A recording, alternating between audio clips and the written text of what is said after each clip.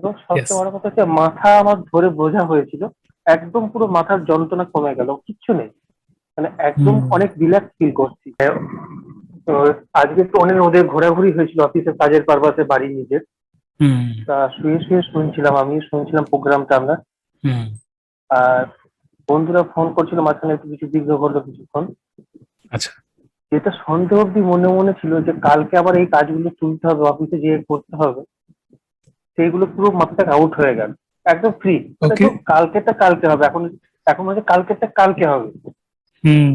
কি করে করবো সেটা যেটা মনে হচ্ছিল, যা করে হোক কালকে যেটা কালকে হবে। এবং ইয়েস। সবচেয়ে বড় কথা হচ্ছে মাথা আমার ধরে বোঝা হয়েছিল। একদম পুরো মাথার যন্ত্রণা কমে গেল, কিচ্ছু নেই। মানে একদম হুম। অনেক রিল্যাক্স ফিল করছি। ইয়েস। তো যাদের মাথা এরকম ভারী হয়ে থাকে, অনেকেই মানে অল্টারনেটিভ প্রোডাক্ট নিয়ে চিন্তা করে বা অনেক কিছু নিয়ে চিন্তা করে, কিন্তু যেগুলো প্রাকৃতিক যে উপায় সেগুলো নিয়ে চিন্তা করে না। তো তাদের জন্য, সেই সমস্ত ব্যক্তিদের জন্য আপনার কি মনে হয় এই ক্লাসটা হেল্প করতে পারবে একটু? যথেষ্ট যথেষ্ট।